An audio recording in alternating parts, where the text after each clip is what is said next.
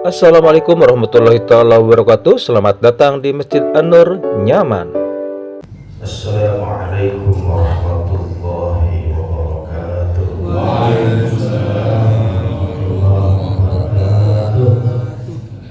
Bismillah, alhamdulillah, wassalatu wassalamu ala Muhammad Rasulillah wa ala alihi wa sahbihi wa man tabi'ahu wa wala. La hawla wa la quwwata illa billah. Subhanaka la ilma lana illa ma 'allamtana innaka antal alimul hakim. Wa qala Allah ta'ala fi kitabihil karim wa huwa asdaqul qa'ilin. A'udzu billahi minasy syaithanir rajim. Subhanalladzi asra bi 'abdihi laylan minal masjidil haram ilal masjidil aqsa alladzi barakna hawlahu linuriyahu min ayatina innahu huwas sami'ul basir. Subhanallahul azim. Langsung saja, sudah jam 6 lewat 5. Kebulinya keburu adem. Cocok wis. Rawinya udah panjang, korinya juga panjang. Kalau ceramahnya panjang, sulada. Jadi singkat saja. Yang pertama, kejadian Isra Mi'raj ini adalah kehendak Allah Subhanahu wa Ta'ala. Ini karena sesuatu yang sudah dikehendaki oleh Allah, sesuatu yang tidak mungkin menjadi mungkin. Bagi manusia akalnya kecil, nggak bisa nyampe. Ibaratnya ada seekor semut untuk berjalan sampai terminal rambutan kira-kira membutuhkan berapa jam, berapa hari. Kalaulah yang bawa semut itu kita pakai motor, 5 menit, 10 menit nyampe. Begitulah Rasulullah Shallallahu Alaihi Wasallam. Kalau beliau berjalan sendiri berapa hari dari Masjidil Haram sampai Masjidil Aqsa, berapa tahun dari langit yang pertama, dari bumi sampai langit yang pertama, itu kata Rasulullah Shallallahu Alaihi Wasallam, antara langit pertama, bumi sampai langit pertama itu kisaran kalau di jalan biasa secepat-cepatnya teknologi kita itu ditempuh 500 tahun. Coba, kalau bukan kehendak Allah nggak bisa. Jadi semut yang kita bawa jadi cepat. Bayangin semut dari Jakarta ke Jawa, nah kalau orang agak hanyut, musim banjir. Semutnya naik mobil kita 5 jam nyampe. Begitu pula Rasulullah yang bawa Allah. Terserah Allah mau semenit ke, mau sejam ke, kehendak Allah. Maka ungkapannya subhanallah, kata-kata yang takjub, membesarkan Allah, mensucikan Allah, bahwasanya tidak ada yang mungkin bagi Allah. Ini yang pertama. Yang kedua, barakna haulahu. Lihat, singkat-singkat saja, bahwasanya setiap singgahan yang dilakukan oleh Rasulullah Shallallahu Alaihi Wasallam adalah dari satu masjid menuju masjid yang lainnya.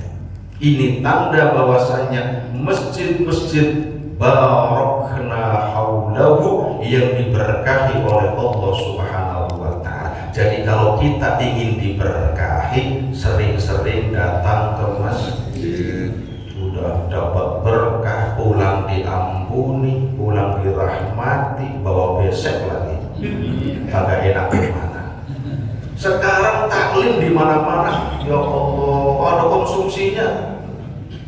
Dulu zaman kita ya kagak ada. Mau bawa minum ya bawa dewek.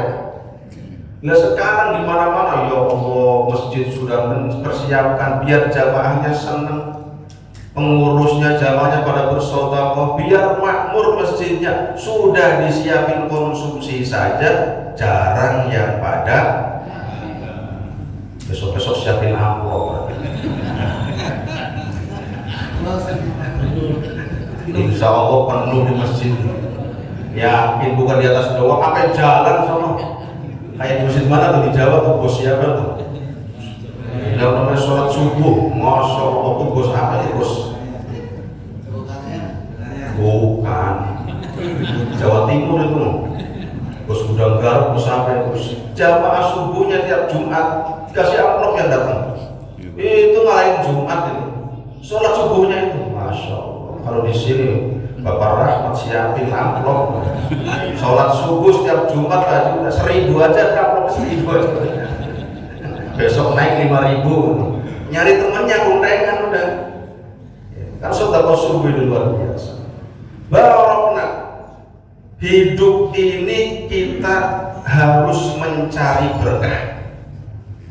Orang dulu bodoh-bodoh, orang dulu awam-awam, tapi melahirkan generasi-generasi yang luar biasa. Coba orang tua kita cuma SR, cuma SD, cuma SMP, anak-anaknya sampai S1, sampai S2, sampai S3. Kenapa? Orang tua kita diberikan keberkahan oleh Allah Subhanahu wa Ta'ala. Sekarang orang tuanya S1, S2, S3, anaknya lulus SMA sudah cakep. Banyak nggak?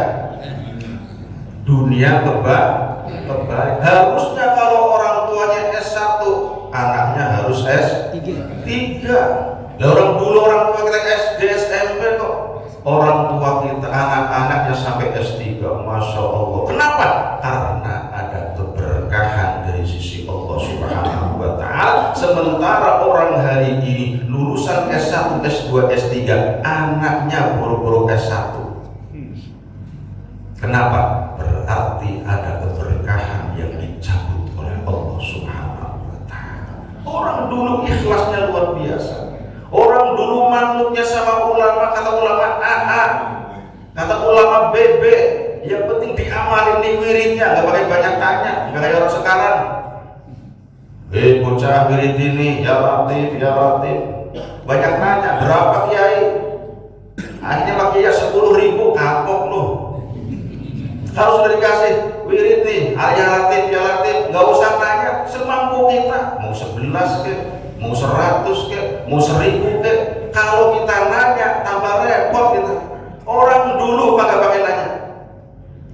Tolong nih amalin, yang jadi pedagang amalin, yang jadi petani amalin, biar selamat tumbuh-tumbuhannya, padinya biar pada selamat, dagangnya biar laris berkah. Diwiridin, nggak pakai banyak nak. Sekarang datangnya ke Mbah Dukun, syaratnya harus ayam cemani lah, harus inilah, harus itulah. Akhirnya apa?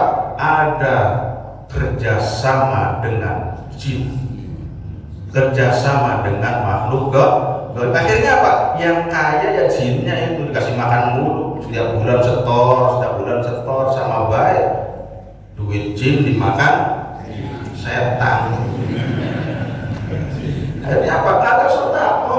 Karena apa? Nggak ada keberkahan dari si Allah Subhanahu wa Ta'ala. Kalau benar-benar hidup kita berkah, maka semuanya akan dikembalikan kepada Allah Subhanahu wa Ta'ala. Itulah sebagai rasa syukur kita. Tenaga kita akan dicurahkan untuk agama Islam, harta benda kita akan dicurahkan untuk agama Islam. Ini yang kedua, bahwasannya kita harus mencari keberkahan. Maka dalam Ahlus Sunnah wal Jamaah, khususnya Imam Madhab Syafi'i, khususnya Nahdlatul Ulama, sering yang namanya jam'iyahnya, apa istilahnya orang-orangnya disebut dengan ngalap berkah. Apakah ngalap berkah ini sunnah atau bid'ah? Lihat dulu. Ketika Rasulullah SAW melakukan sebuah perjalanan Isra, begitu disiapkan kendaraannya, buruk lalu buruk terbang, di kanannya ada Jibril, di kirinya ada Israfil, lalu di tengah perjalanan Allah perintahkan kepada Jibril, ya Jibril, sampaikan kepada Muhammad berhenti di tempat A. Suruh berhenti.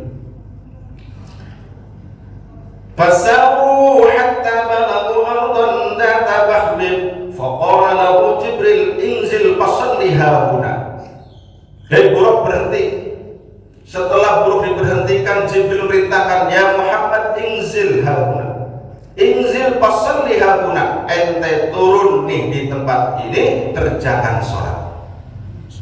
Selesai sholat, naik lagi. Setelah naik, fafa'ala thumma raqiba faqala lahu Jibril, atadri aina shallaita ya Muhammad. Begitu naik, jalan kembali Buruk, di tengah perjalanan sambil ngobrol kayak sampeyan kan kalau jalan-jalan. Jadi sunnah juga kalau jalan ngobrol. Apa kata Jibril? Muhammad, tahu nggak ente tadi sholat di mana? Qala la adri ya Jibril. Oh, yang orang ngerti Jibril. Soalnya yang orang pernah jalan-jalan. Nggak tahu itu di tempat apa itu. Yang penting sampean nyuruh berhenti, sampean suruh sholat saya sholat, suruh naik saya naik, udah. Qala Jibril, maka Jibril menjawab, shallaita bi Thaibah wa ilaiha al-muhajarah. Bayangin, masih perjalanan Isra sudah dikasih bocoran sama Jibril. Kata Jibril, tuh yang namanya ente sholat di tanah Thaibah. Tuh tanah Thaibah itu nanti ente buat hijrah. Ketika orang-orang kafir Mekah sudah mau membunuhmu, sudah tidak ada lagi orang-orang yang suka denganmu dan tidak bisa berkembang Islam di Mekah, maka hijrahlah ke Thaibah, yaitu Madinah Al-Munawwarah. Sudah dikasih bocoran. Bayangin, belum orangnya belum hijrah ke Madinah atau Thaibah, tapi disuruh oleh Allah suruh sholat di tanah Thaibah. Artinya apa? Ngalap berkah. Artinya apa? Setiap kehidupan dalam kehidupan kita diajarkan oleh ulama-ulama kita, oleh guru-guru kita. Kalau kau punya rumah, sebelum kau tempatin, sholatin dulu ke rumah. Kalau kau punya ruko, punya dagangan, punya kontrakan, sebelum kau kontrakin, sholatin dulu tuh rumah. Kita kan nggak apa-apa sih, disolatin, disolawatin, luar biasa, ditahlilin, ngalap berkah sesuai dengan tuntunan Rasulullah SAW. Sebelum Rasulullah hijrah ke Madinah Al-Munawwarah, diperintahkan oleh Allah, ente sholat dulu di situ. Biar apa? Biar Allah nanti tundukkan hati penduduk Madinah. Sama. Sebelum sampai kemana-kemana, maka ini diamalkan oleh para guru-guru kita. Sebelum kau ceramah kemana, fatehain dulu tuh jamaah. Jangan main ceramah-ceramah baik. Biar apa? Mungkin ketika kita menyampaikan ceramah di sini bingung, di sini gak bisa masuk, tetapi Allah yang menghendaki pemahaman itu. Begitu pulang sehari dua hari masih diingat, masih terngiang. Siapa yang memahamkan Allah? Bukan manusia, bukan ustaz. Maka tugas kita secara batiniah harus ada kontak batiniah. Ulama-ulama dulu, kiai-kiai dulu setiap malam menangis untuk istilahnya mendoakan para santrinya. Ulama dulu senantiasa menangis mengirimkan hadiah Fatihah untuk jamaahnya. Biar apa? Jamaahnya menjadi orang yang saleh, orang yang baik, orang yang dermawan. Ini kiai-kiai dulu, dan ini harus kita praktekkan. Maka kiai dulu berkah. Bayangin, orang dulu nggak pakai proposal bikin pesantren. Ustadz sekarang proposal dulu, pesantrennya belum ada, tanahnya belum beli, beda lah keberkahannya. Hebatan ulama dulu gratis, tanahnya sendiri, bangun sendiri, yang mondok gratis. Kalaupun hari ini ada yang gratis, pasti karena banyak donatur. Semakin banyak donaturnya, luar biasa, sama-sama perjuangannya, tetapi nilai keberkahan jauh dengan ulama-ulama dulu. Ini contoh yang pertama, bahwasanya Rasulullah SAW suruh ngalap berkah di tanah Thaibah sebelum kelak engkau hijrah. kau sholatin itu tempat. Yang kedua, famtalaqal buraqu yahwi bihi yadahu hafunahu haitsu adraka dhahafuhu faqala lahu Jibril inzil fasalli hauna fafa'ala thumma rakiba faqala lahu Jibril atadri aina shallaita. Di tengah perjalanan tiba-tiba Jibril ketok lagi, stop buraq, stop.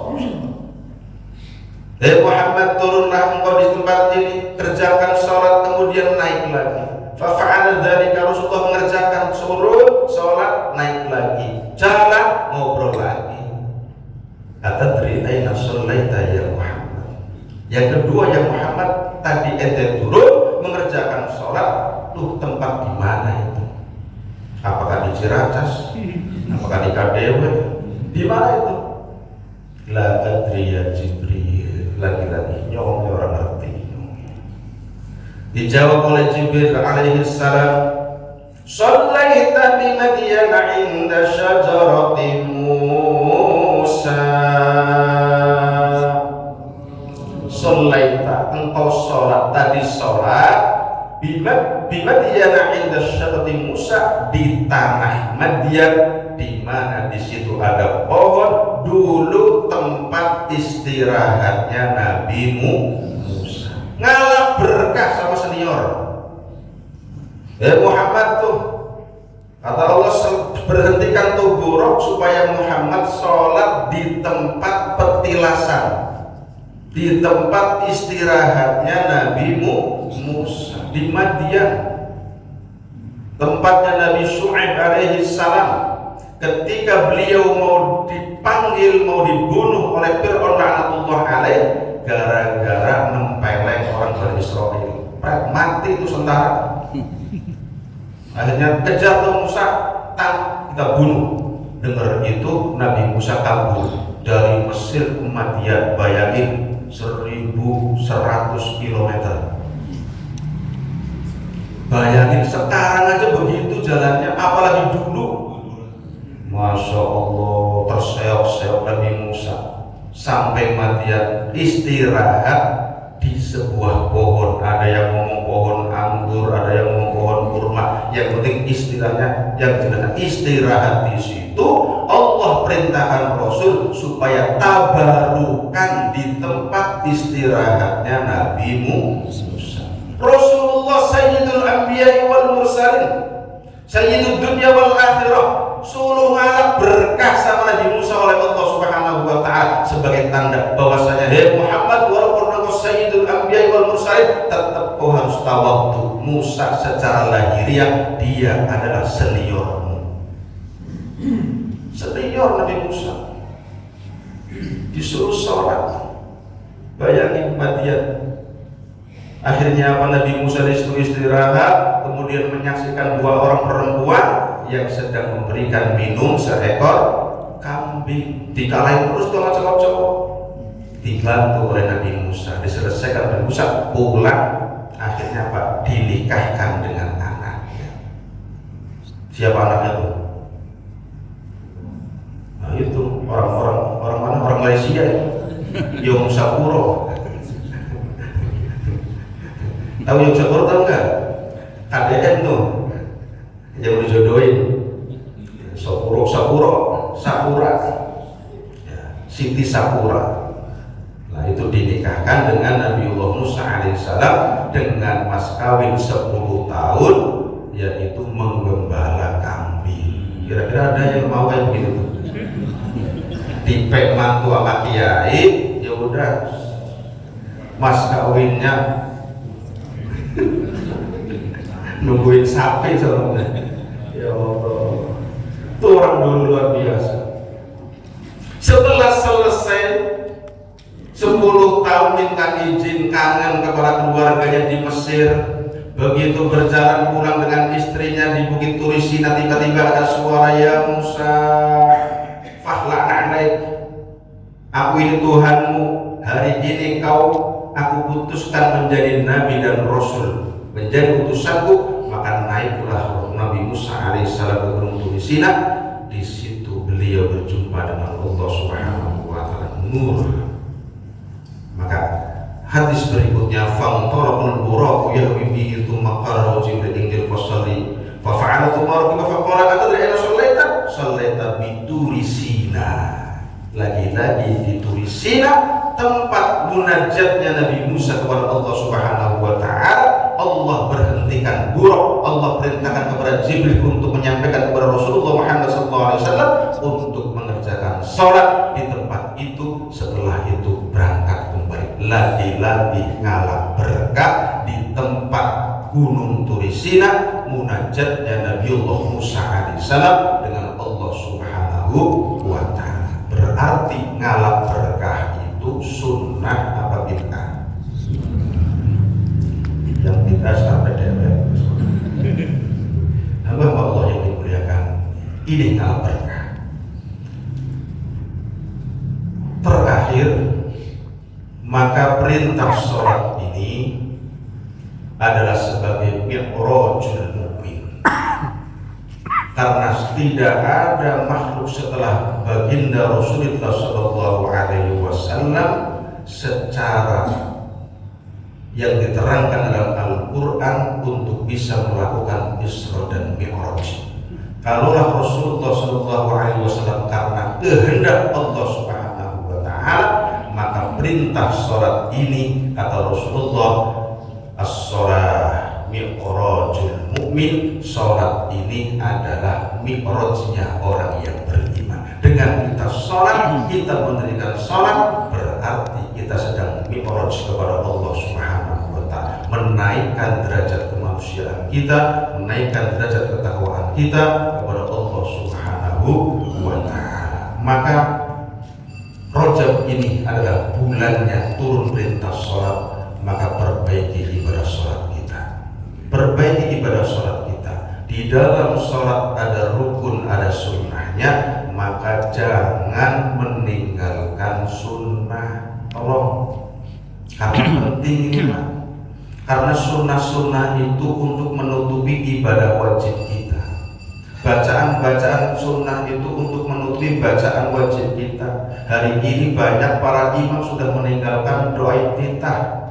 Allahu Akbar langsung Fatihah.